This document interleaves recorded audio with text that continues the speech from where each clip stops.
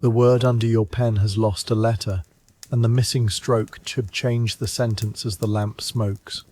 You are a Baghdad copyist with a morning delivery, an excellent time for another professional's handwriting to become philosophical. If this history honestly earns a place in your evenings, you may subscribe and tell me your location and local time. Let the room grow dim and settle comfortably. It is the 10th century beside the Tigris. You must finish a commissioned book, but one word will not settle. The oil is falling, and 32 leaves are waiting. You do not guess yet. The reed pen rests above the uncertain word while your left forefinger keeps the place. Around you, Baghdad is no longer the fresh circular capital founded in 762, but a city that has spread well beyond its first walls, dense with households, workshops, mosques, markets, courts, and river traffic. None of that helps with the letter. The patron expects a complete copy after sunrise. You count the leaves still required, then glance at the shallow lamp. The oil might last, the night might last. Your hand, being the least negotiable item in the room, will move at the speed a hand can move. The city beyond the wall can remain broad and indistinct, because your work has contracted to a line, a wick, and a count. 32 leaves are not an idea. They are 32 separate surfaces, each demanding the same return of eye, memory, and hand. Your left hand still holds the place, while the other measures remaining leaves against the lamp's narrowing pool of oil. The first decision of the night remains deliberately unfinished. The sheet beneath you is the reason this work can be ordinary employment at all. Before paper became available, a substantial book could require parchment made from many animal skins. In plain material terms, a long parchment book could amount to a small herd, plus preparation and expense. Paper reached the Middle East through Central Asian connections during the 8th century, then spread unevenly. By the later 8th century, it is mentioned in Baghdad, though historians caution that one mill reference does not prove abundant supply at once. Still, the new surface could be made from discarded fibers, rather than a succession of hides.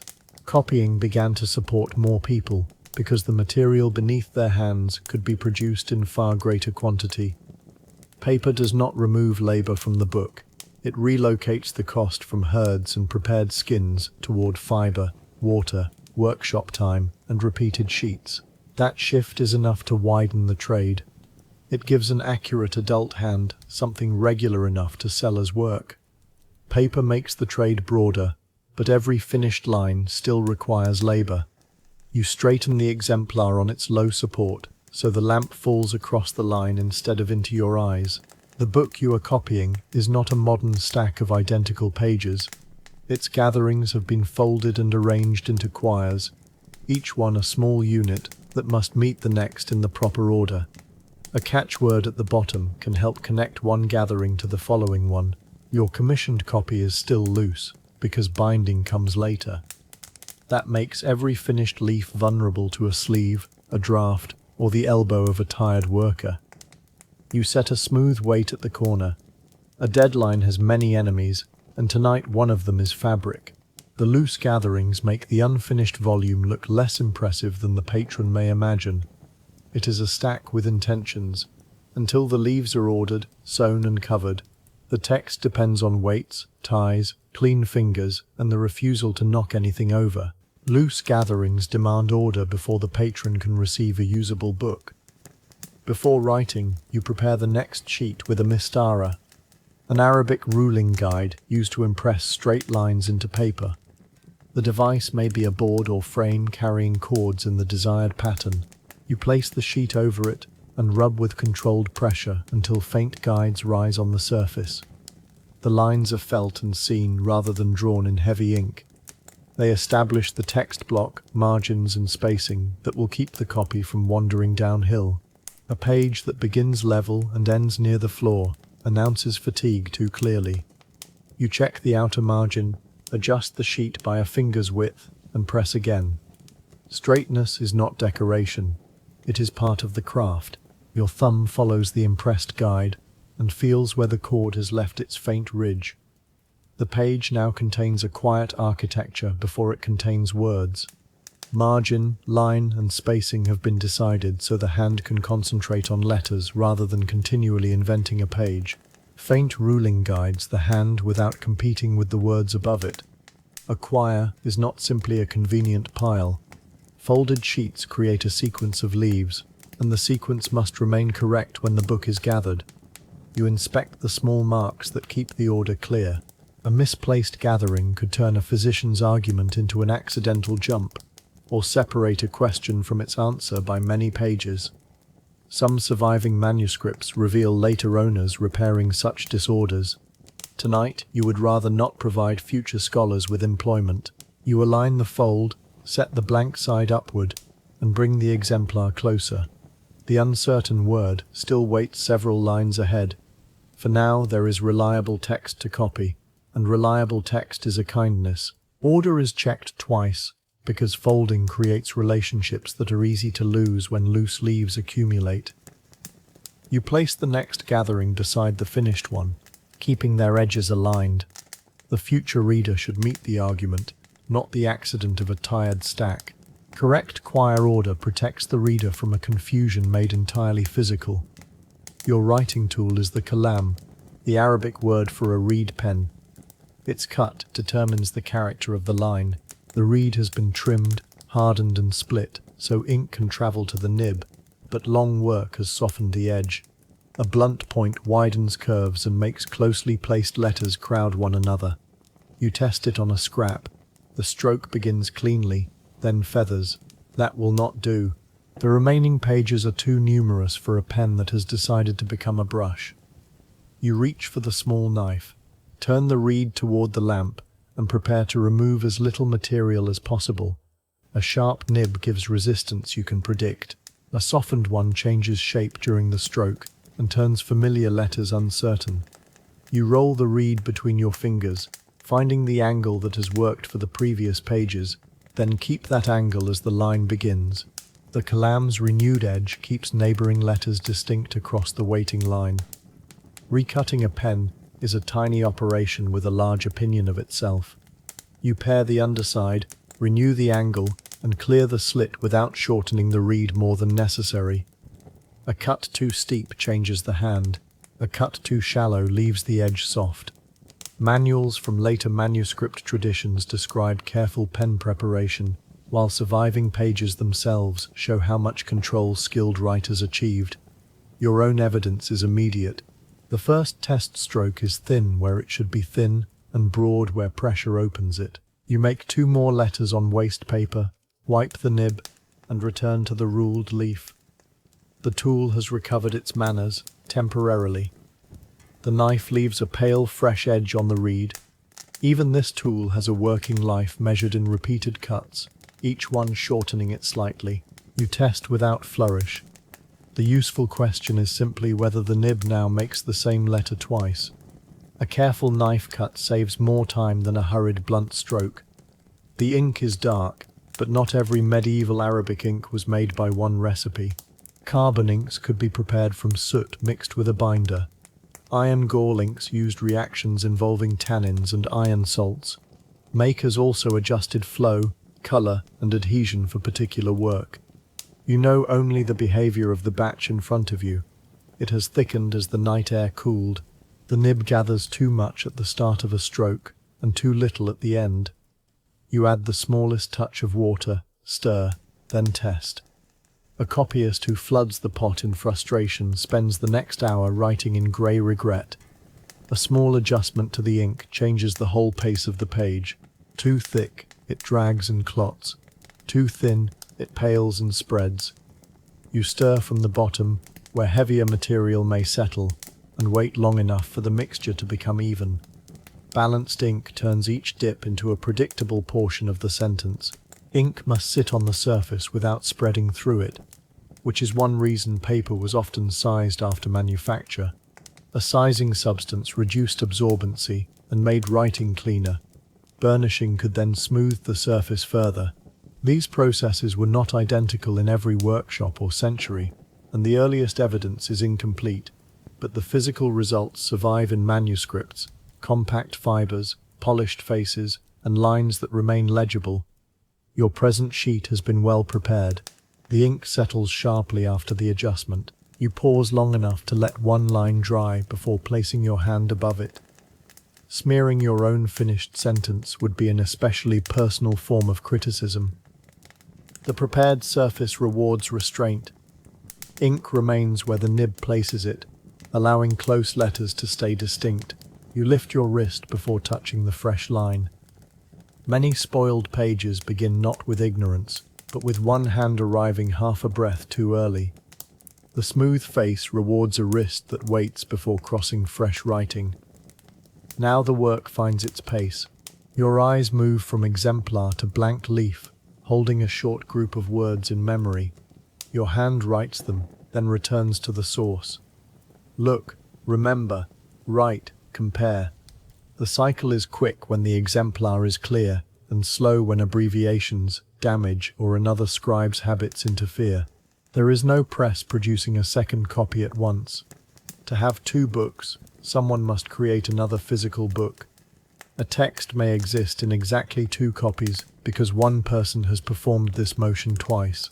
Baghdad stays awake not from abstract devotion alone, but because repetition has muscles, wages, and a delivery hour. The cycle becomes bodily enough that thought can wander, which is why checking must interrupt it. Your gaze returns to the exemplar after every short phrase. Familiar syntax is dangerous because the mind supplies what it expects, while the commission requires what is actually there. Repeated checking interrupts the comfortable rhythm before comfort becomes a costly error. The exemplar carries traces of earlier use. A thumb-darkened corner shows where readers turned a section often. One margin contains a correction in a different hand. Another line has been crowded to avoid carrying a single word onto the next page. These details are not obstacles outside the text. They are part of its transmission. You must decide which marks belong to the authorial wording, which are later notes, and which are simple repairs. The commission may specify a plain copy without commentary. You therefore leave the marginal observation behind, preserve the corrected main line, and continue. Copying is not merely seeing letters, it is judging relationships among them. The worn corner tells you that books change under use even when their words remain stable. Oils from fingers, pressure at a favorite passage, and a later hand in the margin all become part of the object. You copy the text without pretending the exemplar is untouched. Worn corners preserve use, while your copy preserves the intended main text. Professional standards are visible in what copyists tried to control. Regular script, ordered gatherings, correct text, clear corrections, and a closing note that could record completion. The standards did not eliminate human variation. Modern study of pre-modern Arabic manuscripts finds slips on nearly every folio in some rapidly copied collections. Repeated letters vanish, words exchange places, and an eye can leap from one similar ending to another. You know these risks without naming them academically. Each time two lines end alike, you place a fingernail beside the current one. The body becomes a checking device, because memory alone is too fond of shortcuts. Your fingernail is an unglamorous instrument, but it keeps the eye from jumping. The page asks for many such devices: a scrap to test ink, a weight against movement, a guide beneath paper, and a physical marker beside the current line. Accuracy is assembled from small preventions. A fingernail beside the line defeats memory's habit of leaping silently forward. The uncertain word arrives again. Its first letters are clear. The middle has been abraded, or perhaps written too lightly. The final form could support two readings, each grammatically possible. A careless copyist may choose the more familiar word and move on. A cautious one may leave a gap, add a mark, or seek another witness. Your patron will not praise an empty space, yet an invented certainty can travel into every later copy made from yours. The lamp gives a small pulse as the wick shifts. You hold the page closer, then farther away. Neither distance supplies the missing stroke. The two possible readings sit close enough that either could pass unnoticed into the new copy. You look at the damaged fibers rather than at the word you would prefer. Preference is quick, evidence takes longer, and the lamp is not impressed by the distinction. The damaged word remains evidence to examine, not permission to invent certainty. You begin with the sentence rather than the damaged patch. What is the argument doing? Which noun has already appeared? Does the following pronoun require one reading rather than the other? Medieval translators and scholars often cared intensely about clear Arabic, and copyists working after them still had to preserve that clarity. Context narrows the choices, but does not settle them. The first option repeats a term used 3 lines earlier. The second creates a more elegant rhythm, which is not evidence, though elegance has persuaded many tired adults to do foolish things. You write neither. Instead, you mark the place with a small removable point on your scrap. Grammar can eliminate absurdity, but it cannot always restore a vanished stroke. You test each reading against what follows, and listen to the sentence inwardly. One sounds smoother, smoothness is noted, then put aside, because style is a clue only when supported by the hand. Grammar narrows the choice, yet the missing stroke still controls final judgment. A second clue may hide elsewhere in the exemplar. You turn back to the earlier occurrence and compare the writer's treatment of the disputed letter. The same hand forms it with a low hook when space is tight. On the damaged line, a faint low trace remains. That supports one reading, but not enough for confidence. You inspect the catchword at the end of the preceding leaf and the opening of the next. No repetition appears. The copy in front of you is the only witness available tonight. In another room, another owner may hold a better one.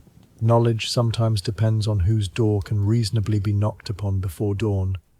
The earlier letter form gives you a comparison made by the same scribe under different conditions. That is better than a guess, though not equal to a second manuscript. You reduce the problem from 2 equal possibilities to 1 probable reading and 1 remaining doubt. Matching letter forms provides probability, where a second manuscript is unavailable tonight. You could delay the leaf and ask the patron in the morning, but delivery itself would then be incomplete. You could guess and conceal the doubt. You could preserve the uncertainty honestly. Copyists used signs, marginal alternatives, corrections, and blank spaces in different contexts. There was no single universal response to every damaged word. Your commission allows discrete marginal notes. You decide to copy the reading most strongly supported by the writer's letter form. Then place a small note at the margin indicating that the exemplar is unclear. The note is not dramatic, it is professional humility compressed into very little space. A marginal note preserves the history of the decision. It tells a later reader that the copied word was chosen from an unclear source, not received without question. You make the sign small enough not to disturb the page, and clear enough not to disappear into decoration. The marginal sign keeps uncertainty visible without surrendering the carefully chosen reading. The decision costs time, but it protects the next reader from mistaking confidence for knowledge. You recut the word carefully and add the marginal signal. Then you compare each letter against the damaged source. The copied line is complete, yet its uncertainty remains visible. That is better than laundering doubt into fact. Historians reading manuscripts centuries later depend on such distinctions. Though you are not writing for historians, you are writing for a patron who may complain that the margin looks untidy. Accuracy and customer satisfaction are close relations who do not always share a house. Once the note is dry, the hesitation no longer belongs only to your memory. It has become part of the new object. That transfer matters. A private doubt dies with the worker. A marked doubt can be checked by someone who later finds a cleaner witness. Once marked, the doubt can travel honestly with the newly copied page. Errors have recognizable habits. A scribe may omit a word when 2 nearby phrases begin alike. Another may duplicate a short passage after glancing back to the wrong place. A line can be skipped, then squeezed into the margin with a sign showing where it belongs. Numerical tables and diagrams are especially unforgiving because one small displacement, can damage the use of the whole. Your present book is prose, which is kinder but not harmless. You finish the page and read it against the exemplar from the beginning. At the sixth line, one repeated particle is missing. The check has earned its oil. Reading backward against the exemplar breaks the pleasant forward momentum of copying. It is slower and mentally colder, which makes it effective. You are not following the author's thought now. You are matching units, watching for the exact point where your eye skipped ahead. Backward comparison cools the story into units that can be matched exactly. You add the omitted particle above the line with a clear insertion mark. Scraping or washing ink from paper was possible in some circumstances, and early Arabic bookmaking texts discussed removing stains, but every correction risks damaging the surface. A neat insertion is safer here. You let it dry before turning the leaf. The correction will remain visible, a small record of work rather than a failure to be hidden. Manuscripts are full of these negotiations between ideal page and actual hand. Perfection is expensive, and pretending to it can be more expensive still. The inserted particle occupies little space, yet it restores the relation between the clauses. You place it where no reader can mistake its destination. Correction is a second act of writing, with the added difficulty that the page has already committed itself around the error. The inserted particle repairs meaning without pretending the first pass was flawless. Not every defect was innocent. Book markets created temptations as well as skills. A copy could receive a false attribution to increase its value. A colophon might be altered to make a manuscript seem older. Text could be padded, rearranged, or sold under a desirable name. Evidence for such fraud stretches across the long history of Arabic script manuscripts, though any particular accusation needs proof. You have your own modest grievance. The exemplar's owner charged a deposit as if the volume were a prince, then delivered it with a stain across the hardest paragraph. You copy on, keeping your complaint accurate. Fraud succeeds by borrowing the signs of trustworthy work. An old-looking date, a respected name, a persuasive colophon, or a page arranged to resemble another period. Your own defense is modest. You record only what you know, and leave visible what you changed. False age and false authorship borrow trust from the appearance of craft. The commission came through a warak, an Arabic term that could mean a paper seller, stationer, copyist, or bookseller depending on the person and context. The roles overlapped because materials, copying, and sales belonged to one chain. A customer might order a text, ask for a particular hand, supply an exemplar, or rely on the shop to locate one. The warak who arranged this job knows your pace and your price. He also knows that sunrise is fixed. You suspect this is why he described the deadline as comfortable. Comfort, in the book trade, often belongs to the person not holding the pen. The waraker's shop connects several forms of risk. He may advance paper, locate an exemplar, promise a date, judge a hand, and collect from the buyer.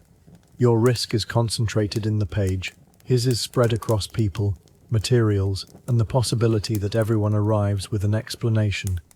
The waraker distributes risk among paper, promises, copyists, owners, and impatient buyers.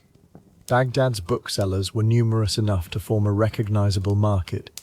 A 9th century geographical account is often cited for more than 100 bookshops in the city, though the exact figure comes through a literary source and should not be treated like a modern census. The important point is the organized trade. Shops, auctions, copyists, scholars, collectors, and buyers interacting around texts.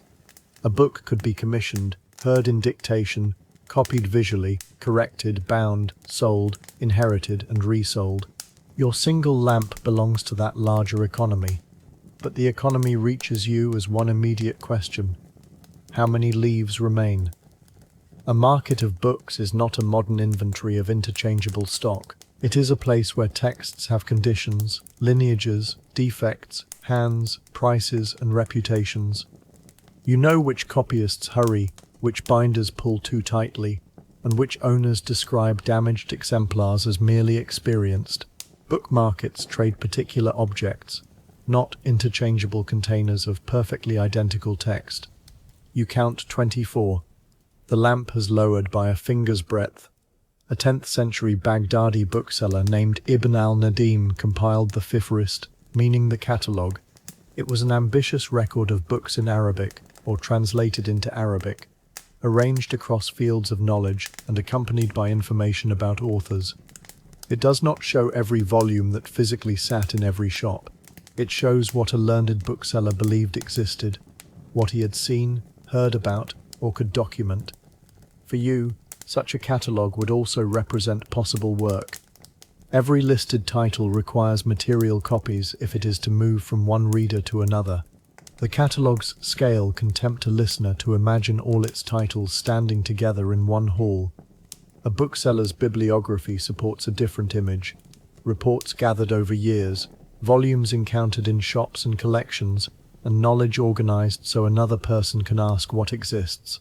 The Fihrist organizes reported existence rather than displaying one impossible universal shelf. Books could be transmitted through dictation as well as silent visual copying. An author or authorized reader might recite a work while scribes wrote, and listeners could compare, correct, or receive confirmation that a text had been heard properly. Visual copying from an exemplar followed a different rhythm but shared the problem of control. Who stands behind the words? Which version has authority?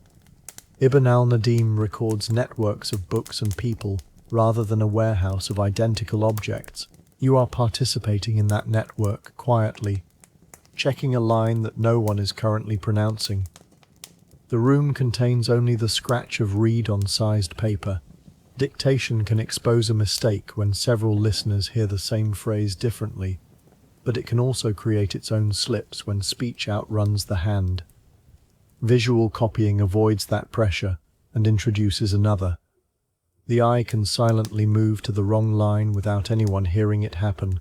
Dictation exposes audible slips, while silent copying conceals jumps between similar lines.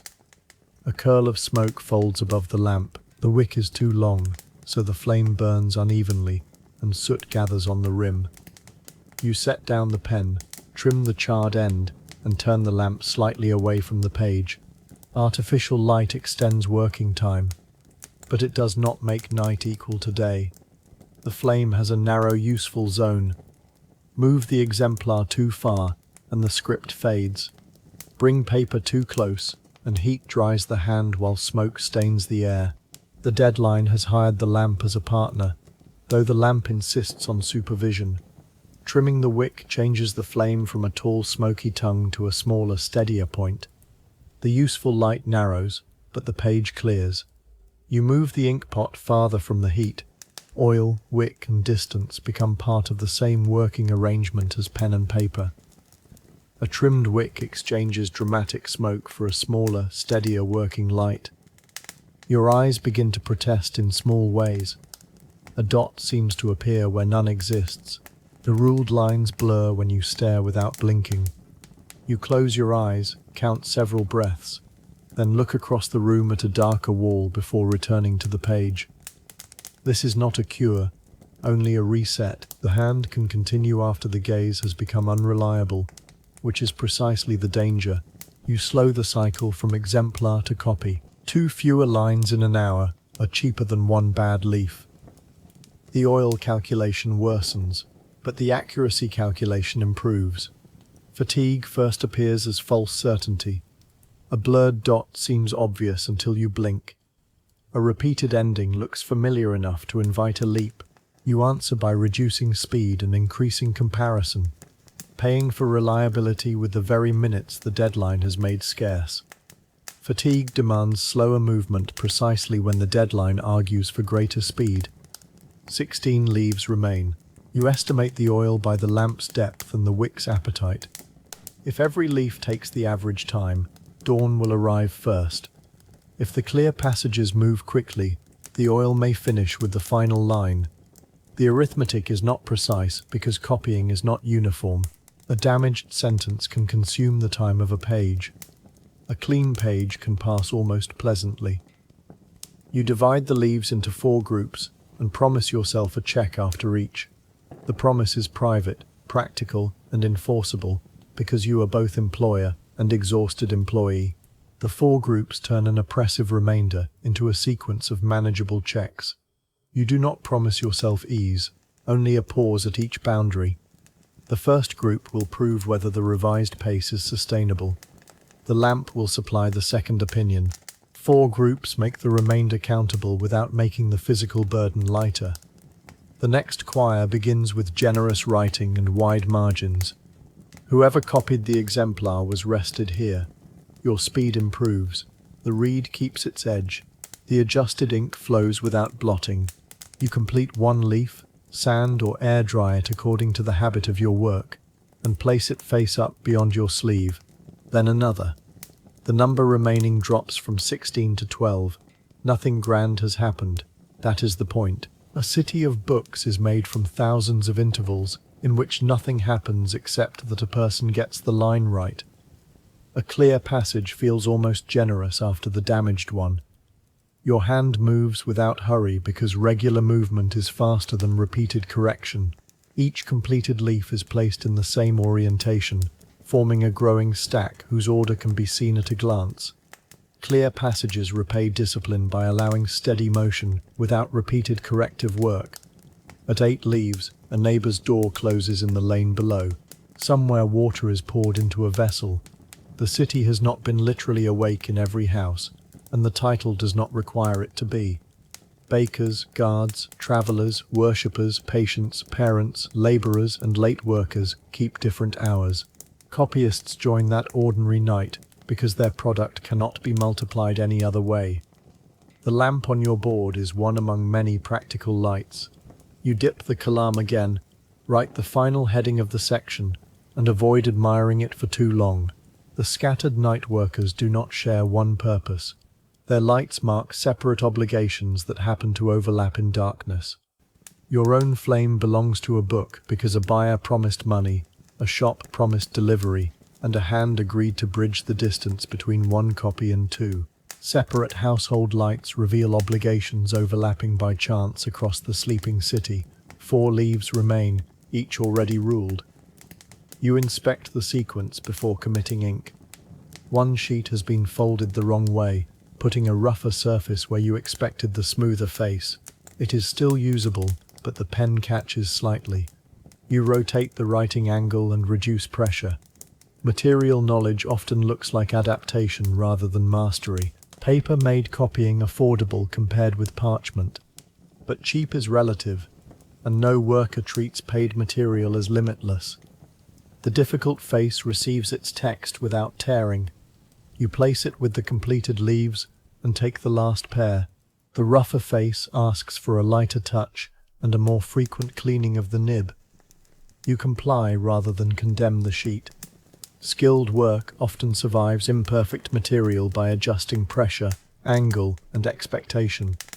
The page will not be the finest, but it will be sound. The rougher sheet accepts readable words when pressure and angle adjust together. The last page contains no revelation, only the close of an argument and the conventional words that mark completion. A colophon can record that a copyist has finished, sometimes naming the writer, place and date, sometimes offering a prayer or apology for errors. The practice varied. You keep yours brief because the patron purchased the text, not a memoir of your wrist. Before adding it, you compare the final paragraph with the exemplar. 1 ending is cramped but intact. You reproduce it clearly, then write the completion note in a slightly smaller hand. The completion note closes the text without claiming that the copy is flawless. Some scribes asked readers to correct what they found. Others named the day or owner. Your few words mark a boundary. The exemplar's final sentence has been transferred, and checking can now begin. A brief colophon marks completion without claiming immunity from ordinary human error. You are not finished when the last word appears. The completed leaves must be checked, ordered, and protected for delivery. You return to the first page of the night's work and read line by line against the exemplar, using a finger to keep both places. A duplicated phrase appears on the 3rd leaf. Because the ink is dry, You mark the extra words and indicate deletion rather than scraping deeply. Later, the binder or owner will still see the correction. Better an honest scar than a smooth false sentence. You continue through the stack while the lamp drops toward its final pool. The duplicated phrase demonstrates why finishing and completing are not the same event. Your eye had returned to a familiar cluster and written it twice. The deletion mark repairs the text while preserving evidence of the repair. The page becomes trustworthy through disclosed correction, not invisible perfection. Final checking turns a stack of labor into a defensible finished copy. The uncertain word passes inspection with its marginal warning intact. The omitted particle has been inserted. The gatherings stand in order. You tie the loose copy between boards, wrap it against dust, and set the exemplar separately. Dawn has not yet broken, but the lamp is close to empty. The arithmetic resolves with almost rude exactness. 2 tasks completed, and no oil left for celebration. You flex the cramped fingers and feel a small pride that belongs to a skilled worker, not a saint. Your private grievance is that the Warak will praise the clean hand and ask why it took all night. The tied boards give shape to hours that felt scattered while you lived them. The copy can now be lifted as one object. Your pride remains private because the first public response will concern price, lateness, or a margin. Craft workers have always met admiration in surprisingly administrative forms. Tied boards contain the night, though the coming complaint will remain unbound. After sunrise, you follow the finished copy into the paper market, but the person at the center now is a stationer choosing stock for the next set of commissions. He lifts a sheet toward the open front of the shop and looks through it for thick clumps, thin patches, and tears. Paper changed the scale of bookmaking, yet it never became a substance without grades or cost. A poor batch can slow every copyist who touches it. The stationer's ordinary goal is to buy enough sound sheets for the week without spending the profit before any ink reaches them. The stationer tilts the sheet until the light reveals its density. A handsome surface can conceal weakness near the fold, where a book will be stressed again and again. His inspection is not connoisseurship for its own sake. It is advanced knowledge of future complaints. The stationer's morning problem is not abstract progress, but whether today's stock can satisfy a buyer without consuming the family's margin before the midday bell. The story of paper's movement west is often simplified into a single battle and a group of captured Chinese papermakers at Talas in 751. Historians treat that neat account cautiously. Paper had already circulated through Central Asia, and technologies usually spread through trade, migration, imitation, and accumulated craft knowledge rather than one cinematic transfer. What can be said securely is that paper entered Arabic administrative and literary use during the 8th century and was known in Baghdad by the later part of that century. The stationer does not buy an origin story. He bends the sheet and listens for the faint response of its fibers. A single dramatic transmission tale is satisfying because it gives paper an arrival date and a cast. The craft itself leaves a slower trail. Sheets appear in documents, terms enter accounts, raw materials shift, and workshops learn by repetition. The stationer trusts the slower trail. Paper's route mattered, yet the useful change came through repeated workshop practice, commercial demand, and adaptation, rather than one dramatic transfer after one famous battle.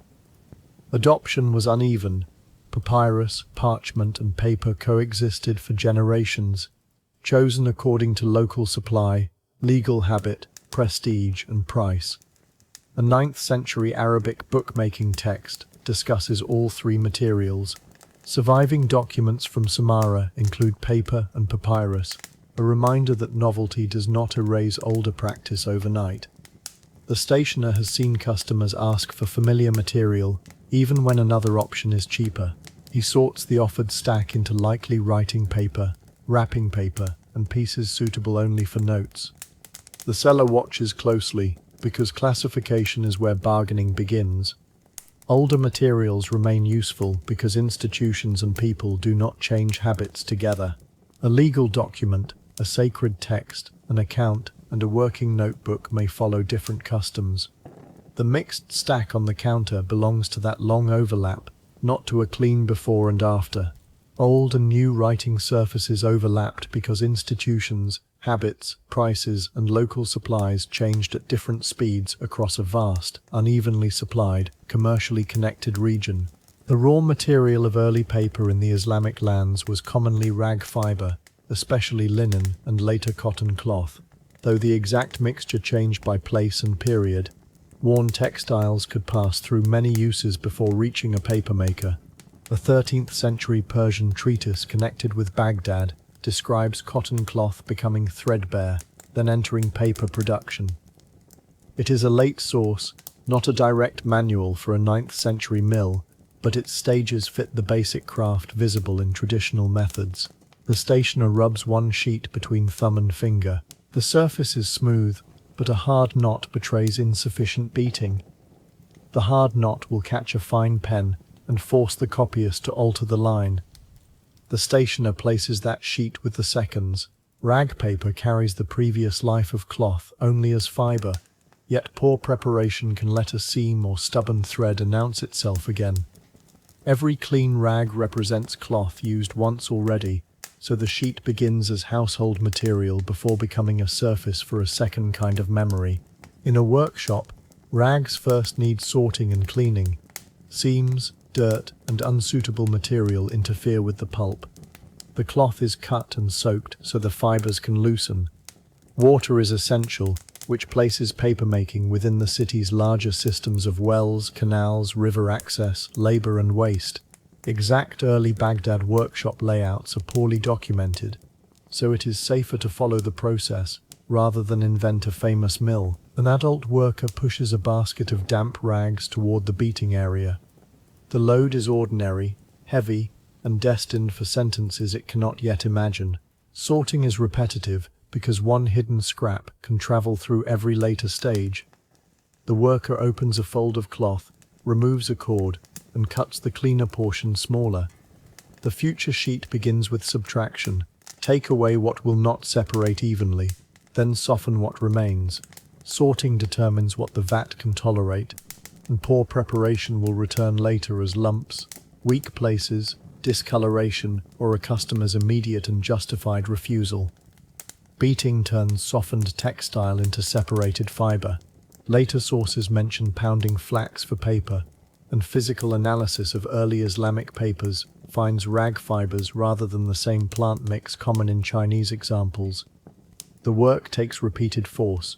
Insufficient beating leaves coarse fragments. Excessive treatment changes strength and texture. The papermaker tests the pulp by spreading a little in water and pulling the fibers apart with a finger. No library appears at this stage. There is only wet cloth becoming a suspension fine enough to form a sheet. The sound of beating belongs to production rather than scholarship, but without it no polished page follows. Fibers must become individual enough to interlock again.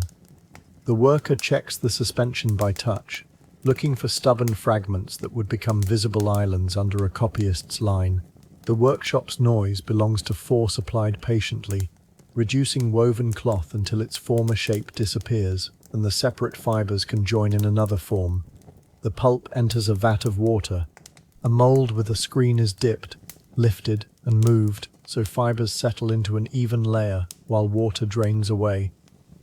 The precise form of early molds and regional techniques varied, and scholars reconstruct them from texts, tools, and the marks within paper. The worker's judgment matters more than a fixed count. Lift too quickly and the sheet grows patchy. Hold the mold crooked and one edge becomes heavy. The stationer's future complaint begins here, in a movement that looks simple until someone else tries it. Water carries the fibers while gravity begins sorting them. The mold maker's skill lies in interrupting that process at the right moment, leaving an even web instead of a puddle with thick edges. One balanced lift creates the field on which hundreds of later decisions may be written. Even distribution begins with a practiced movement of both hands, because water will carry loose fibers wherever an uncertain tilt quietly allows them to gather. The new wet layer is transferred, or couched, onto a surface such as felt or cloth.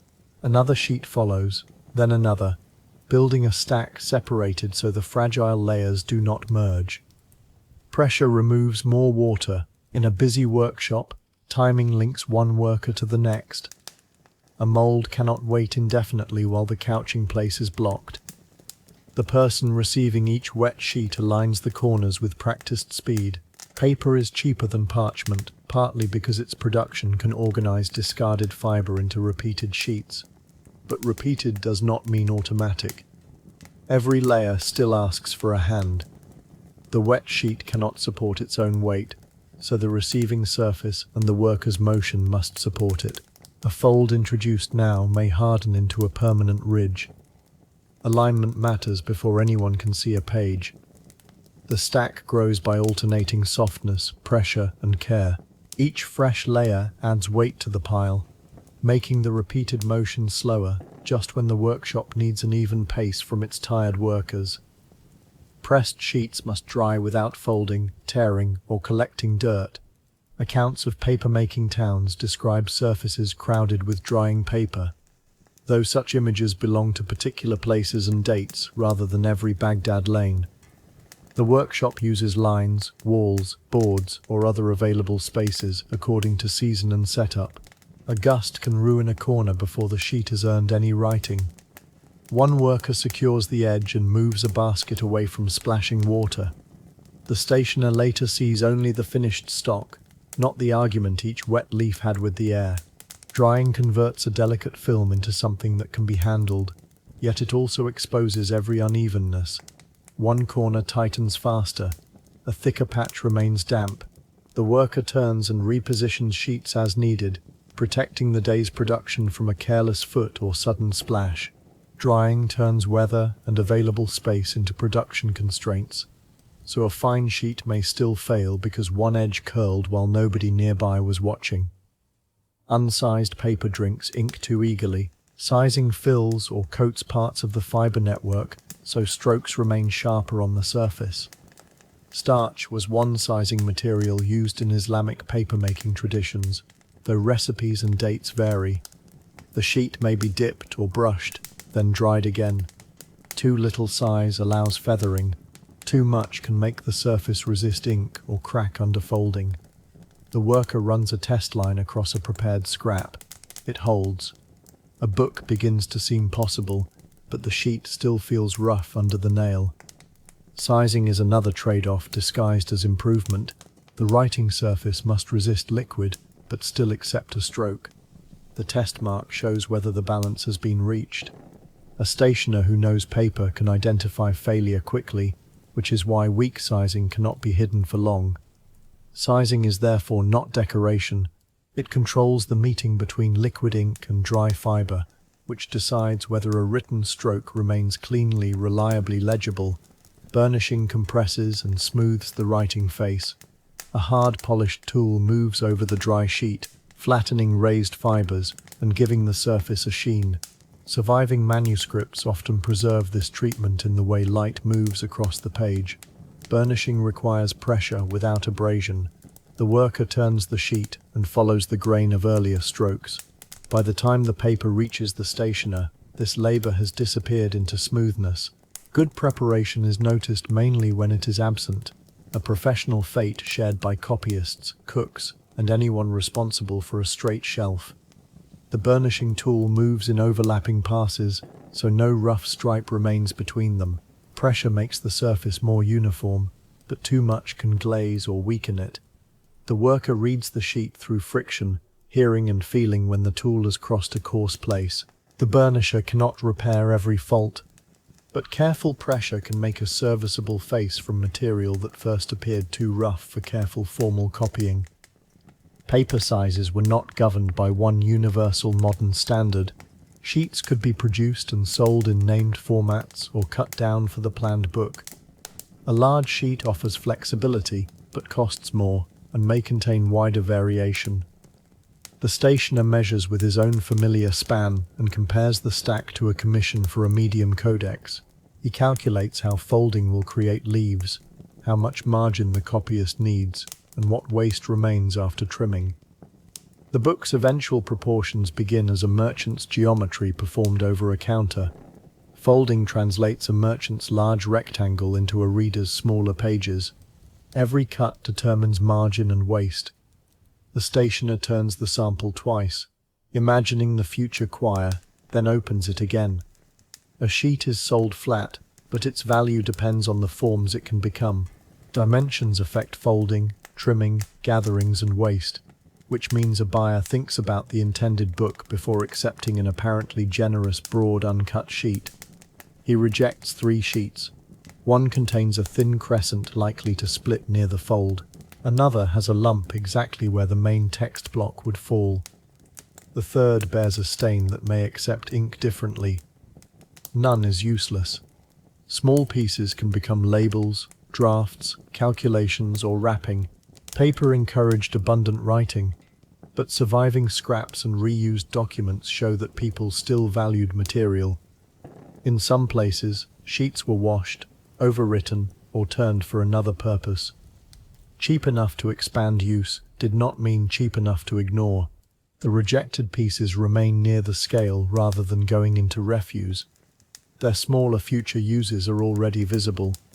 A thin corner can be trimmed into a label. A stained half can carry calculations. Material abundance encourages writing because even imperfect surfaces can find modest jobs. Defects are small until folding places them at a hinge, trimming exposes them at an edge, or ink finds the weakest path through fiber. The comparison with parchment remains physical. Parchment starts with skin, then requires cleaning, liming, stretching, scraping, and finishing. A large codex can embody many animals. Paper starts with fiber dispersed in water and reformed on a screen. It does not make books free, and early shortages persisted, but it changes the ceiling.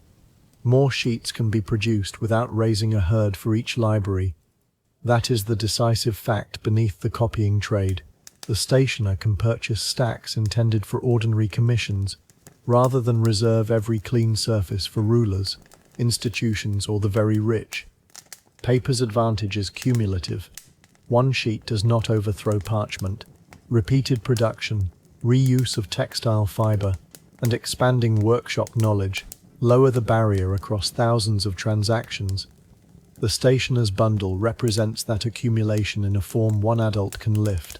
Skin can make a durable writing surface, but each usable area remains tied to an animal's size and to several demanding stages of preparation.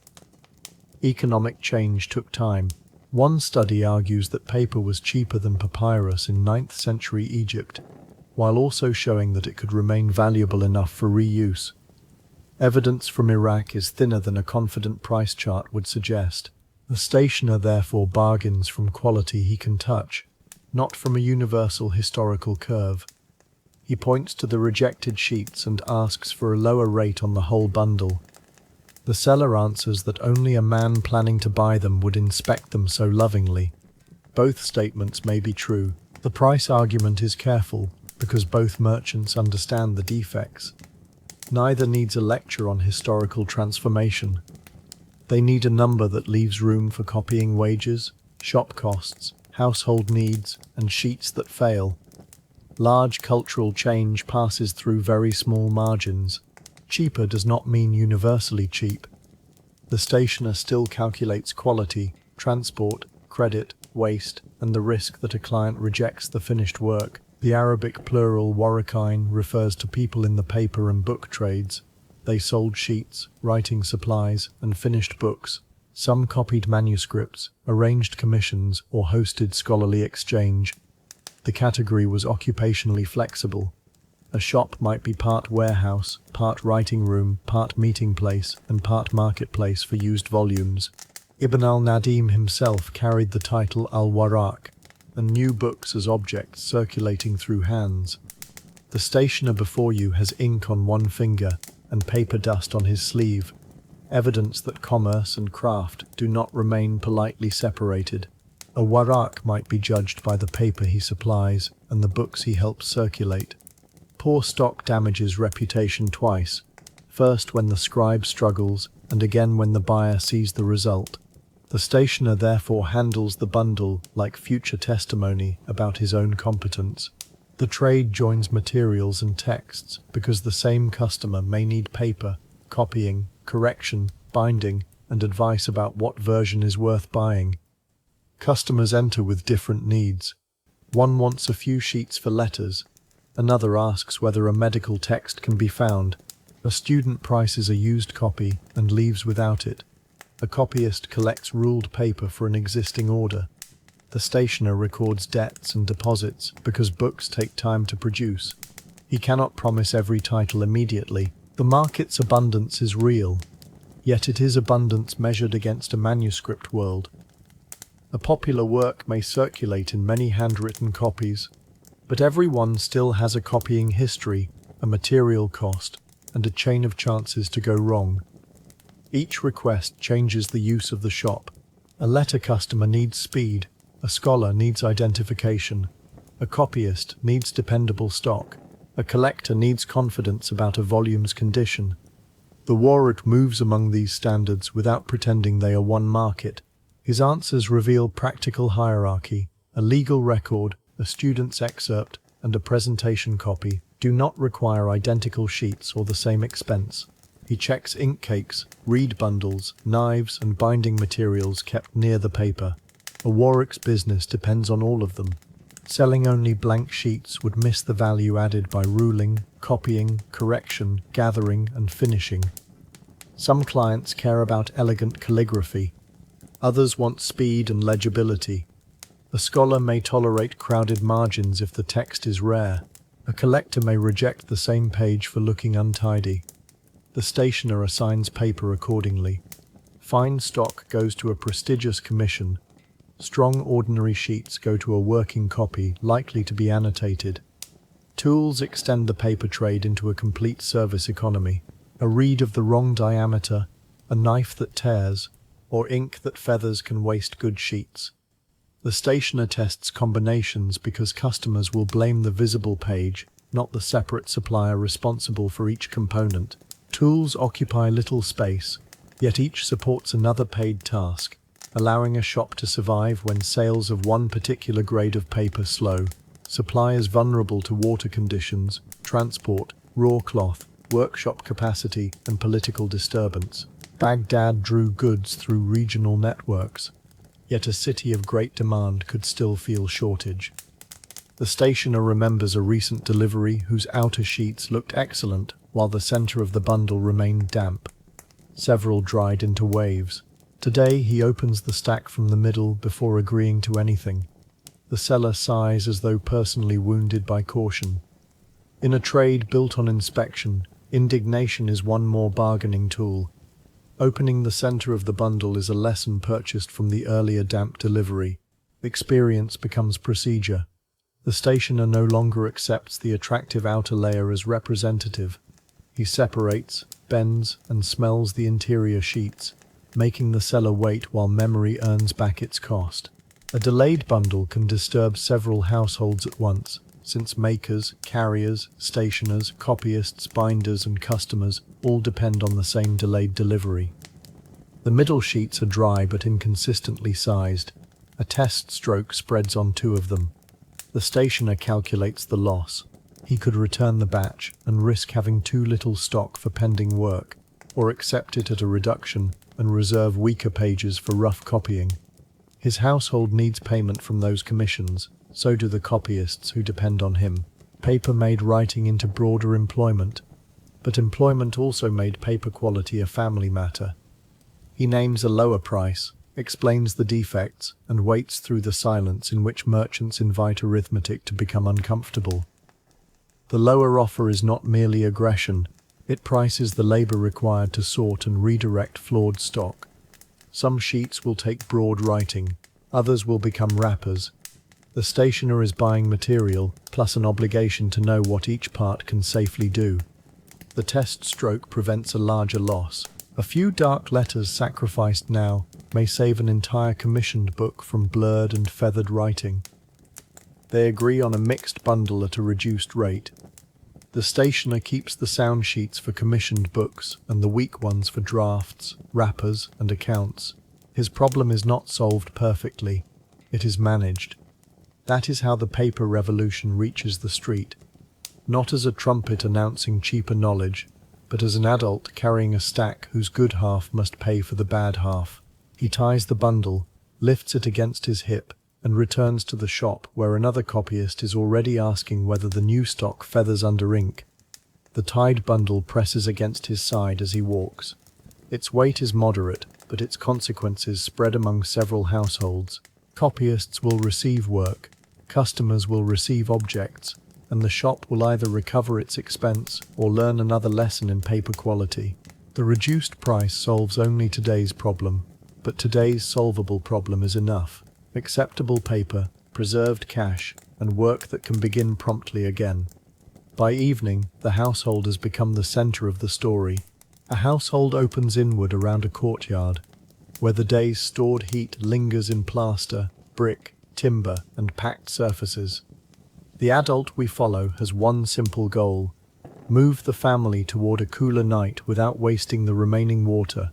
Rooms around a courtyard could support changing patterns of use through the day and season, though no single excavated house can stand for every Baghdadi family. Here, bowls are being gathered, bedding waits near the stair, and a child has decided that sunset is an invitation to begin negotiations. The courtyard organizes movement because every room opens toward a shared center. The adult crosses it repeatedly, carrying objects that will be needed above. Heat changes the order of tasks. What can wait until morning waits? What the child will demand after climbing the stair goes up now. The adult's task is modest: cool the rooms, share the remaining water sensibly, settle the child, and preserve enough strength for work after sunrise, without turning necessity into domestic crisis. The courtyard has done what it can. Shade crossed it slowly during the afternoon, and now the upper walls release heat into the dimming air. The adult rinses hands with a controlled pour, rather than a generous one. Water must serve drinking, washing, and small cooling tasks until the next supply. Baghdad's river and canals shaped the city, but household water still had to be drawn, carried, stored, and kept clean. The jar is full enough for the night if nobody treats it as a private fountain. The child asks for a cup before the calculation is complete. The measured pour cools skin for only a moment, but it also makes the remaining level visible. The adult covers the jar after each use. Stored water belongs to the entire night, so every cup is judged against thirst not yet felt and work not yet begun. Heat stored in walls and roof surfaces does not vanish with daylight, so the household follows shade upward and waits for moving air that may or may not arrive tonight. A small cup is filled. The adult watches the level fall and remembers the morning work required to replace it. Domestic history often hides inside such repeated transport. Grand descriptions of cities mention rivers, bridges, canals, and markets. A household meets the same system as the weight of a vessel and the distance between source and room. The child drinks half, then forgets the rest on a ledge. The adult moves it out of reach of an elbow, because the most expensive water is the cup poured directly onto a floor. The forgotten half cup becomes a tiny household account. It was carried, poured, and left exposed. Yet it can still be saved. The adult's hand closes around it before play or fatigue converts it into a wet patch and another trip for cloth.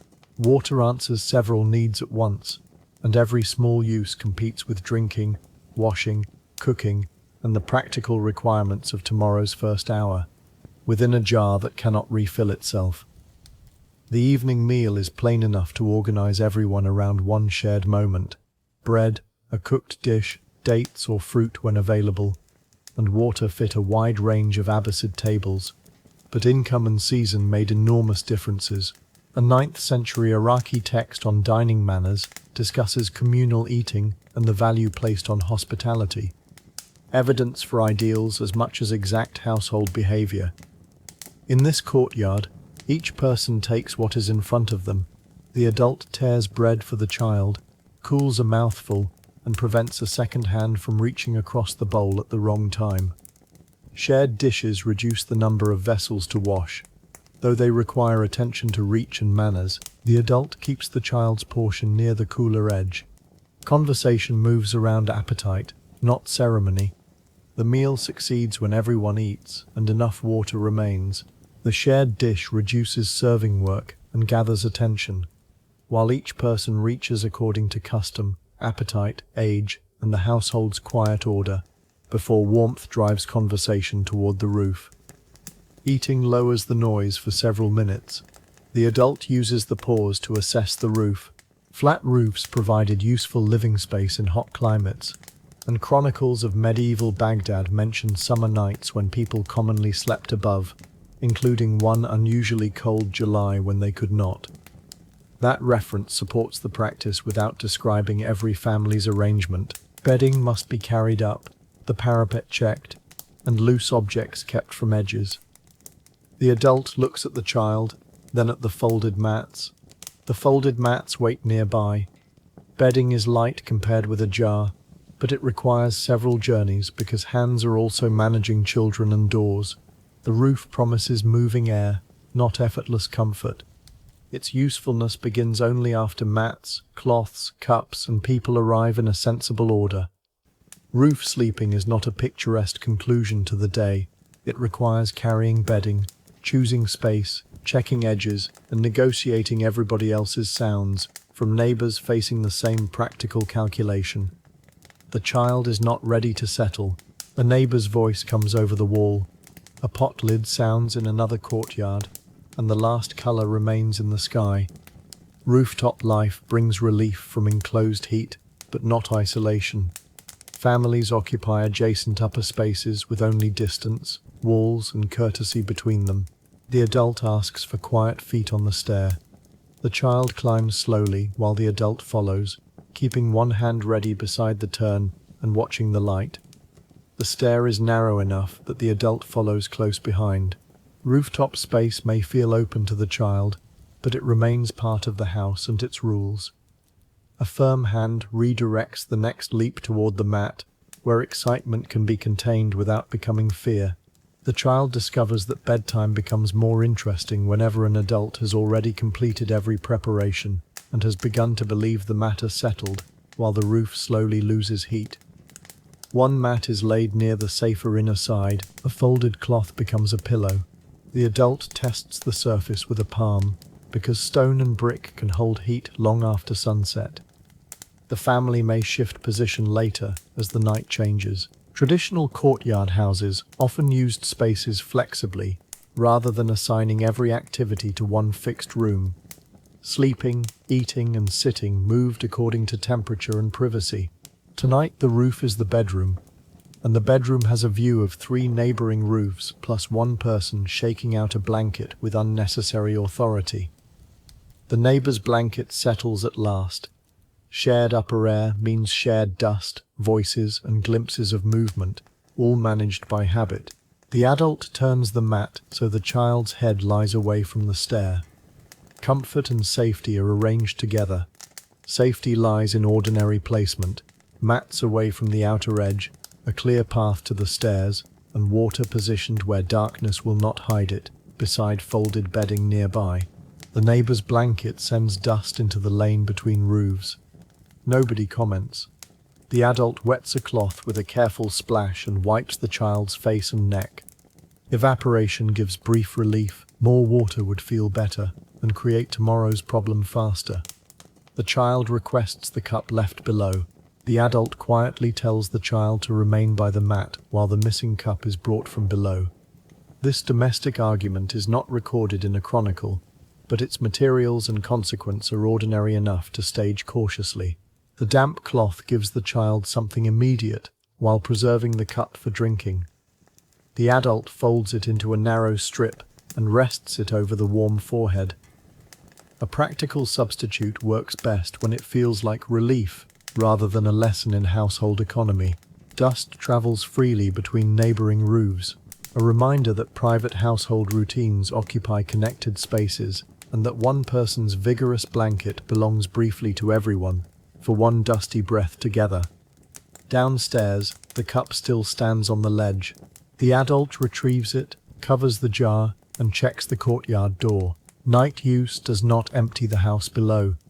Valuables, food, embers, and water remain within it. The stair links two climates and two sets of chores. On the way up, the adult pauses where the lower wall feels cooler than the open court. A household without mechanical cooling learns the geography of its own surfaces. The knowledge is local, repeated, and rarely written down. The cooler patch beside the stair is remembered for another night. Domestic knowledge accumulates without a ledger. Which wall releases heat first? Where bedding catches a breeze? How much water a cloth needs? And when a child is too tired to admit it? Covering the jar protects what remains. But the repeated trip downstairs also shows how a simple forgotten cup can reorganize an exhausted adult's evening before the roof can receive them. Back on the roof, the child drinks the neglected half cup and asks for more. The adult says no, then offers a dampened cloth instead. The refusal has a consequence: complaint. The complaint has a duration, longer than the water would have taken to pour. Parents in every period discover that conservation is easiest to explain to the person not thirsty. The adult sits beside the mat and fans slowly with a woven tray until the protest loses energy. The refusal does not end the request, so the adult changes the task. Holding the woven tray gives the child a turn at fanning. 2 slow movements later, enthusiasm weakens. The tray returns to the adult, and the argument has spent some of its own energy. The refusal lasts only until thirst becomes visible. The adult revises the decision, pours carefully, and accepts that consistency is easier before a child asks twice, behind a controlled expression. The goal is not silence for its own sake. The adult needs the child asleep because morning begins with water, food, cleaning, and paid work beyond the house. A restless child transfers wakefulness to everyone. The adult chooses a familiar spoken tale, one already known well enough to require no lamp and no written page. The details are less important than the rhythm. The child interrupts to correct a favorite part.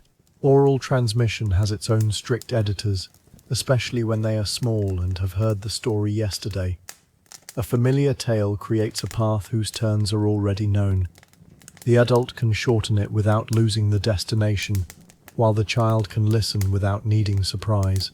The goal remains physical: slower breathing, still hands, and a body willing to stay on the mat. Morning work gives consequence to every delay. Sleep is not an abstract virtue here, but a practical resource needed for lifting, carrying, measuring, and bargaining once the day's heat returns. The tale continues. No listener beyond this roof will hear this version in precisely the same words. That does not make it unimportant.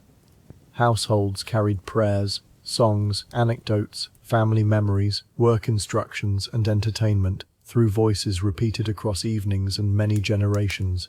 Growing urban life did not replace the familiar voice. The adult shortens one episode, lengthens another, and watches the child's hands stop moving. A breeze reaches the roof at last, not dramatic, simply cooler than the wall below. Spoken words require no equipment, but they still depend on memory, correction, attention, and repetition. The child's interruption proves which details have become fixed in this household version. The adult accepts the correction, changes one phrase, and lets the known rhythm resume. The spoken tale lengthens and shortens according to the child's breathing, with familiar parts retained, troublesome details omitted, and no concern for a final polished version before the sentence settles. The courtyard beneath has darkened. A water vessel catches a little reflected light. The adult listens for the secure settling of the child, rather than for complete quiet in the neighborhood. Doors close, someone coughs, a donkey shifts in a nearby lane. These are plausible urban sounds, not a claim that one surviving source recorded this exact roof. The action remains smaller than the city. The adult moves the cup away from the mat so a sleeping arm will not knock it over. The cup is placed where a searching hand can find it without overturning it. Small preventive acts continue even as the household settles. The adult's attention moves from the child's face to the stair opening, then back, tracing the boundaries of the night's remaining responsibility. Night sounds provide information without requiring attention. A door secured, a vessel moved, bedding arranged, and another household completing its own sequence nearby, without becoming an invitation to investigate further. The child wakes once more and asks whether the roof is cooler because it is closer to the stars. The adult gives a practical answer. Moving air reaches it more easily, and the rooms below held the day's heat. No lesson in astronomy follows. A hand pats the mat. The child turns onto one side. Questions diminish when the body finally accepts the night. The adult keeps sitting, because standing too soon is a reliable way to restart the entire process. The practical answer is enough, because the question was partly a request for company. The adult stays beside the mat, neither expanding the explanation nor dismissing it. Presence replaces novelty. The roof grows less interesting as tiredness finally becomes stronger than curiosity. The answer is simple enough for the hour. The adult offers a soft explanation, and the child's eyes close before either astronomy or argument can develop. Through the adult's invention, minutes pass without another request. The adult checks the jar in memory. Enough for drinking before dawn, not enough for careless washing. Tomorrow's first trip will be earlier, because of the extra cloth used tonight. That is the consequence of the evening's comfort. It is manageable, not tragic. Household decisions often exchange one kind of labor for another. The adult chooses a cooler child now, and a heavier morning later. The bargain is complete once the breathing beside the mat becomes regular. Tomorrow's extra water journey is accepted, rather than regretted. The damp cloth served its purpose, and the jar was not emptied. The adult has exchanged a little future labor for a quieter present, a decision understood in the muscles before it is put into words. Planning continues through remembered quantities rather than written accounts, because the household's remaining water, food and tasks are known through repeated daily handling, rather than through any formal household ledger. A final round follows. The stair opening is clear. Bedding does not touch the outer edge. The remaining cup is covered. The adult lies down but does not immediately sleep, allowing the back to release after carrying mats, water, food, and a wakeful child. Across the roofs, silhouettes settle one by one. The city's night is not a single mood. It is many adults finishing separate calculations, each with limited light, water, time, and patience. Lying down completes the movement from courtyard to roof, but the adult still listens. Household rest is often layered. One person settles first. Another remains alert to a cup, a stare, or a sudden turn near the mat. Only after those checks does the body loosen. The final inspection turns care into placement. Nothing spectacular happens, which is precisely the desired result when children, stairs, darkness, and a roof share one space, before lying down nearby. The child murmurs part of the spoken tale, then falls quiet. The adult turns the damp cloth so the cooler side rests upward. Below, the courtyard holds the objects that will be needed in the morning, arranged as well as fatigue allows. The goal has been reached. The household has moved from meal to roof. The water has lasted, and the child is asleep. No panorama is required. A completed domestic task is its own scale of history. The arranged objects below will shorten the morning by a few moments. Bowl, cloth, jar, and covered food wait where tired hands left them deliberately. The adult does not improve the arrangement further. Completion includes knowing when another adjustment would add little. The adult's goal arrives quietly when the child's breathing steadies, the cup remains covered, and tomorrow's first obligations no longer seem to be approaching all at once, before dawn. Only now do books return at the edge of the scene.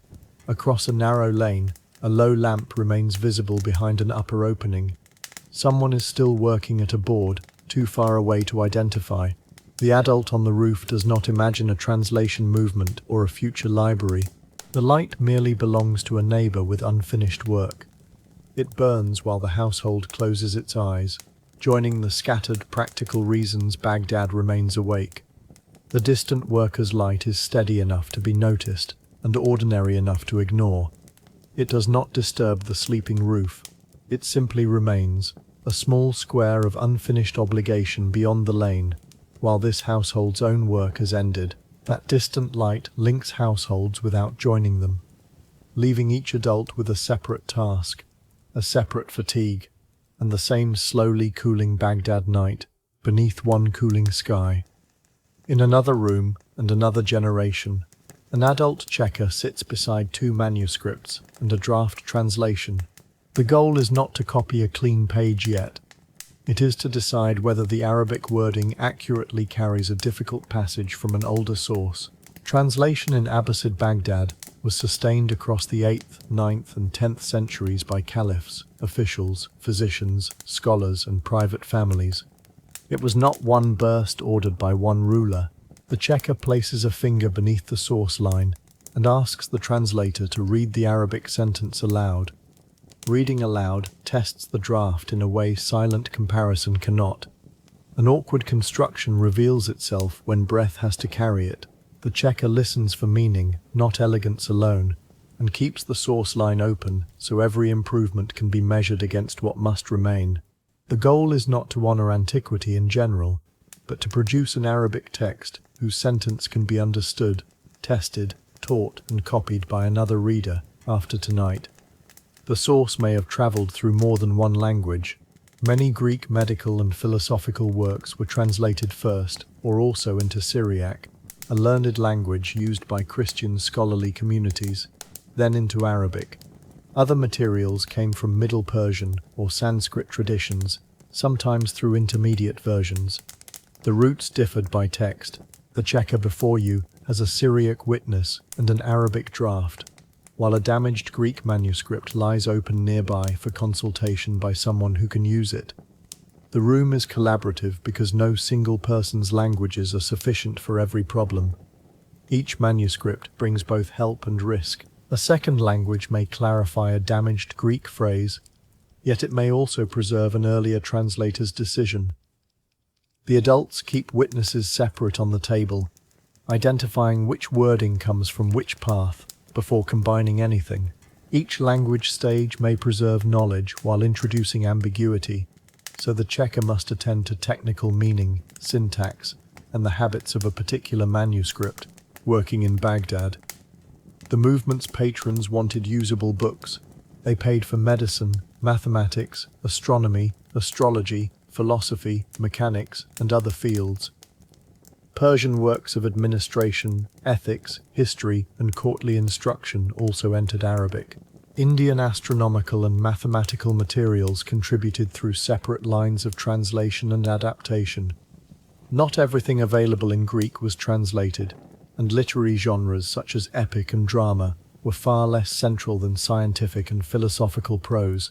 Selection followed interests, needs, prestige, and patronage. The checker marks one term that is technically exact, but impossible to understand without Greek. Selection shaped the surviving translated corpus. Patrons supported works they expected to use, debate, teach, or display. That creates strong clusters in some fields, and quieter absences in others. The checker cannot recover what nobody commissioned. He can only treat the present text responsibly. Patrons selected according to interests and needs, which is why the surviving movement is substantial, but never equivalent to translating every book the older languages contained over decades. A literal translation can preserve structure while damaging meaning. 9th century translators increasingly developed Arabic technical vocabularies and readable explanatory styles. Hunayn ibn Ishaq, a Christian physician and translator, became especially respected for work on Galen and for revising earlier versions.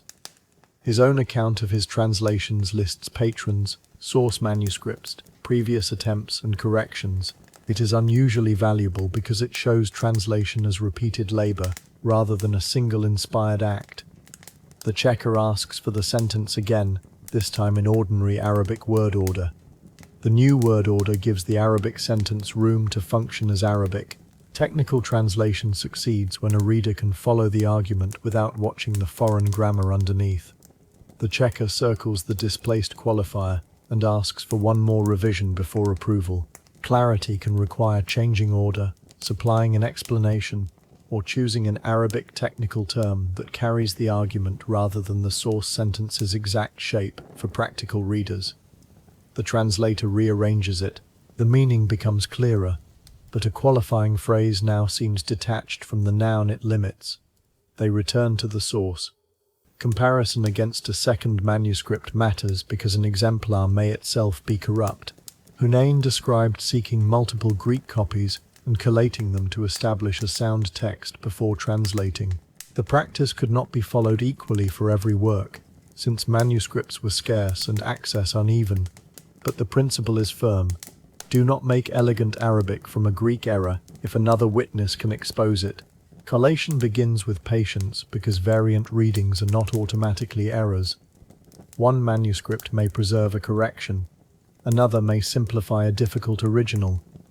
The checker compares consequences across the passage, resisting the urge to select whichever line looks cleanest on its own. The checker follows the altered phrase into the next sentence, because a local improvement is worthless when it breaks the relationship between two connected claims across the passage. The second source has a different verb. One reading describes a process continuing. The other makes it begin. The checker notes both, then examines the surrounding argument. A later paragraph depends on continuity. That gives the first reading stronger support. They are not reconstructing a text with modern apparatus, yet they are performing textual criticism through comparison, grammar, subject knowledge, and consequence. The translator changes the Arabic verb. A copyist waiting at the far side of the room will eventually make the corrected draft legible for the patron. Subject knowledge matters, because grammar alone cannot decide whether a medical process begins or continues. The checker's understanding of the argument makes the later paragraph evidence for the earlier verb. Text and discipline test one another across the open leaves. A second manuscript does not automatically settle disagreement. It supplies another witness, one that must itself be read, compared, and judged rather than simply obeyed at this desk. Hunayn's circle often worked across family and student relationships. His son Ishuk translated and revised philosophical works. Other associates produced Syriac or Arabic versions, and Hunayn sometimes corrected their style. Modern scholarship describes his approach as reader-oriented. Clarity for the target audience mattered more than reproducing every Greek construction mechanically. That does not mean freedom to invent. It means fidelity could require explanation, restructuring, and technical judgment. The checker removes an unnecessary borrowed term and replaces it with an Arabic phrase that tells a physician what the sentence is doing.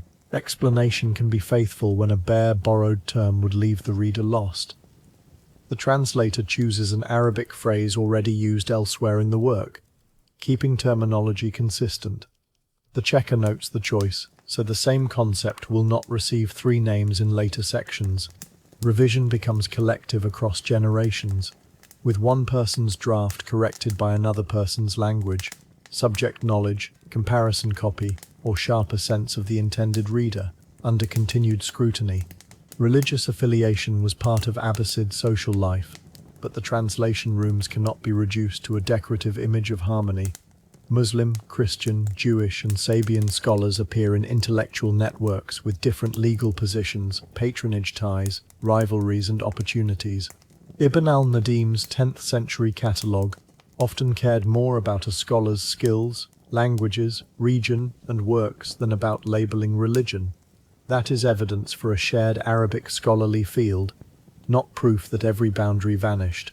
In this room, cooperation rests on competence and a paid task that still needs checking. Collaboration does not erase rank. Patrons control money. Senior translators revise junior work, and access to manuscripts is unequal. Still, The finished Arabic sentence may contain decisions made by several people whose different skills are all necessary. The checker records the final wording, not a fantasy of effortless agreement. Christian, Muslim, and other scholars met through paid work, instruction, correspondence, medicine, and administration, without dissolving the differences that remained important in their own lives, outside this room. Patronage was distributed. The Banu Musa, 3 wealthy brothers active in mathematics, astronomy, and mechanics, supported translators including Hunayn and Thabit ibn Qurra. Officials, physicians, court families, and rulers commissioned other works. A patron might understand the field well enough to demand a better version, or might simply want the prestige and use of a book. Payment could support searching for manuscripts, translating, revising, and copying. The checker folds a note from the patron beneath the draft. It asks for clarity in a section that the earlier translator had made nearly unreadable. The patron's note is practical rather than ceremonial. A difficult book that cannot be read is a failed purchase. Payment therefore encourages revision, comparison, and stylistic labor, as well as the first act of translation. The request for clarity becomes another source of pressure on the table. Payment made sustained attention possible, but patrons also shaped priorities, deadlines, access to manuscripts, and the audience imagined for each costly finished translation before the agreed delivery date. Popular retellings often place all this inside Beit al-Hikmah, the House of Wisdom, imagined as a vast public university and universal library. The evidence does not support that confident picture. A palace library or collection called by that name existed, and Persian materials were associated with it, but historians debate its scale and functions. The Greco-Arabic translation movement is much better documented through named translators, patrons, manuscripts, and bibliographical reports. The checker does not need a legendary building. The work in front of him already has people, money, sources, and revisions. The debated institution can be left at its supported scale without diminishing the movement. Translation becomes more impressive, not less, when seen as distributed labor sustained through many households, workshops, courts, and patronage relationships. The checker turns back to the named draft in front of him. Evidence for one court collection cannot support every later picture of a single immense institution directing the whole enterprise from one grand room, without any stronger surviving proof. A later anecdote says the Caliph al-Ma'mun dreamed of Aristotle and then pursued Greek philosophy. It is a memorable story recorded after the fact, not a secure explanation for 2 centuries of translation. Dreams make neat beginnings. Markets, careers, political interests, medicine, administration, scholarship, and patronage make more complicated ones. The checker hears the revised section once more and approves it. A neat copy can now begin, though approval only moves the labor from one pair of hands to another. The dream anecdote survives because it gives policy a vivid private origin. The documentary pattern gives a different explanation. Commissions repeated over decades, careers built around languages, and readers demanding improved versions. The adults in the room belong to that pattern, not to a single night of inspiration. The dream survives because it tells a neat story about patronage. The documentary pattern is slower, distributed, and less convenient, but historically more secure, across several working centuries. The copyist takes the corrected draft and rules fresh paper. Translation multiplies tasks before it multiplies books. Source texts must be found, read, compared, rendered, revised, copied, checked, gathered, and sometimes recopied after criticism. Each stage can preserve or introduce error. A patron who wants 2 finished copies has requested 2 complete physical performances. The copyist writes the opening line, leaving room for a heading.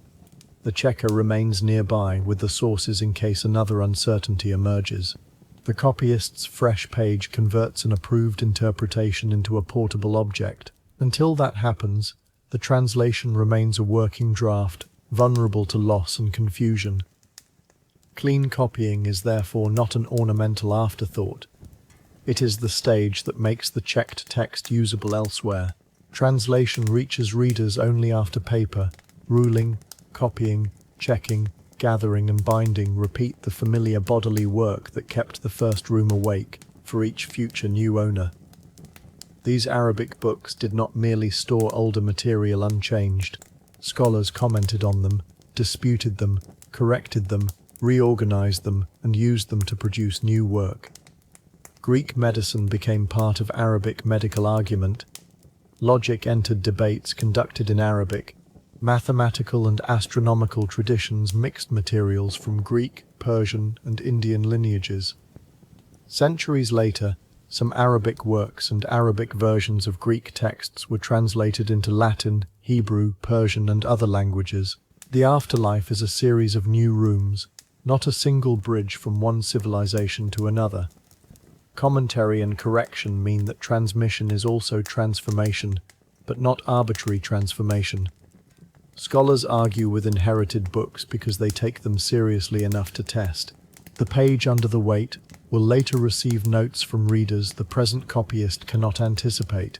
Commentary and correction gave the text new arguments and uses, allowing Arabic scholarship to become a working intellectual tradition rather than a passive container, through continued scholarly use. Many texts also disappeared. Some Greek originals survive only through translations or quotations. Some Arabic versions, named by Ibn al-Nadim, are lost. Manuscript survival depends on copying, use, storage, conflict, climate, accident, and later collecting. A catalogue records existence at one moment, not immortality. The copyist finishes a page and places it under a clean weight. The checker closes one source manuscript carefully. They cannot know which witness will last, only that another accurate copy improves the chances. Survival favors redundancy. One copy can be lost to water, fire, neglect, or ordinary wear. Several copies in different hands and places create more chances, while also creating more variants. The checker accepts that tension and chooses one immediate contribution, another careful witness. Survival remains uneven and material. A text can endure through copies far from its origin, while another disappears when too few hands choose to reproduce it by hand. Baghdad's political power weakened long before 1258 as other dynasties controlled the city and wider regions. The Mongol sack in that year was nevertheless real and devastating, ending Abbasid Caliphal rule in Baghdad and destroying lives, buildings, and collections. Later writers made the Tigris run black with the ink of thrown books. That image is a literary retelling, not a contemporary eyewitness detail that can be repeated as simple fact. The destruction needs no embellishment. Nor did the life of books end everywhere when one city was broken. The later Black River image compresses grief into a memorable color, which is precisely why it must be labeled as later. Sober history can acknowledge mass destruction without promoting an unsupported detail. The copyist's page remains on the table, a survivor only within this carefully limited scene. The sack ended lives and destroyed collections, yet the translated corpus had already traveled through many cities, libraries, classrooms, languages, and separately copied volumes before that violent year. The room returns to low light. One corrected copy is complete enough to gather. The adult checker runs a cord around the leaves and ties them between boards so they can be moved safely. He sets the bundle beside the source manuscripts, where it occupies very little space. The labor inside it has crossed languages, patrons, disagreements, damaged exemplars, and several patient hands. He does not call it timeless. He knows paper can burn, dampen, tear, and vanish. Still, the finished copy may outlive everyone who worked tonight, which is an ordinary fact and a quiet reason to set it aside carefully. The tied bundle is neither safe forever nor meaningless because it is fragile. It has gained only a reasonable chance to travel beyond the room. The checker clears the table around it, lowers the lamp, and leaves the finished object in the quiet company of its sources. Tying the boards completes one local task. The future remains unknown, But the ordinary object beside the checker can now pass beyond this particular pair of hands, alone. The lamp is lower now. Its light rests on the familiar edge of the writing board, on the reed pen, and on the tied paper that no hand needs to open again tonight. The ink has settled into the lines. The last uncertain word remains marked honestly in its margin. Nothing asks to be solved. You can let the completed leaves stay where they were placed, held in order between the boards. The lamp does not need tending now. Its remaining glow can fall where it falls. The board, cord and closed leaves hold their familiar positions, and the hand beside them has nothing further to correct. The margin keeps its small sign without asking for another decision. No count remains beside it now. The last measured leaves are finished, the smoke has thinned, and the board holds only the resting shapes already seen through the long night, without calling the pen back again. In the courtyard, the cup is covered, and the water jar stands against the wall. The meal has been cleared. The stair leads upward to the roof, where the mat no longer needs arranging, and the child no longer needs an answer. The house keeps its small store of coolness. You do not have to follow the morning task that will come later. This night has already reached its ordinary end. Above the courtyard, the mat stays flat beneath the cooling air. The covered cup remains within reach, though nobody reaches for it. Stair, wall, jar, and roof keep the arrangement already made. The household's movement has narrowed to breathing and stillness. Above, the roof keeps its folded cloth and remembered warmth. Below, familiar walls enclose the same dark water, the same empty dish, and the path down the stair, beneath night air that has slowly cooled above. The pens cut, the dark ink, the smooth paper, and the faint ruled lines remain close together in the dim room. Each object has finished its part. No new sheet is drawn forward, no exemplar is lifted toward the flame. The worker's hand can rest beside the board, fingers opening after the long grip, while the lamp gives only the light that is left. The reed lies across the scrap used for testing. The dark line on that scrap no longer needs comparison. Smooth paper catches the low light once, then loses it as the flame settles. The fingers that guided every stroke remain open and quiet. Nothing asks the hand to move. The kalam lies beside its knife. The ink keeps its quiet surface, and each ruled sheet waits inside the tied boards without urgency, under a small, familiar and steady shadow. Across the lane, one low opening darkens. The courtyard below is still. The tied copy waits without announcement, neither grand nor forgotten. It is simply complete. You can let the images narrow now to paper under a quiet weight, a reed laid down, a cup kept upright, and the last small glow along the lamp's rim. No voice crosses the lane now. The last opening has gone dim, leaving only the known shapes near the lamp. Tied paper, upright cup, resting pen, and the edge of the board stay separate and undisturbed, each exactly where the night left it. The light no longer reaches every corner. It gathers near the paper edge, touches the cord once, and leaves the settled room exactly as the working hands arranged it, before the final low glow grows smaller. The glow settles into ember light. Pen, ink, paper, water, roof, and courtyard remain only as familiar shapes already visited. Nothing more is added to them. The room can stay dim. The copy can stay closed. The night can continue without another line. Ember light holds for a while without becoming another event. The familiar room needs no closing statement beyond the objects already at rest. The final line remains finished. The paper remains closed, and the darkness around the small glow remains unchanged. Ember light remains beside the old images.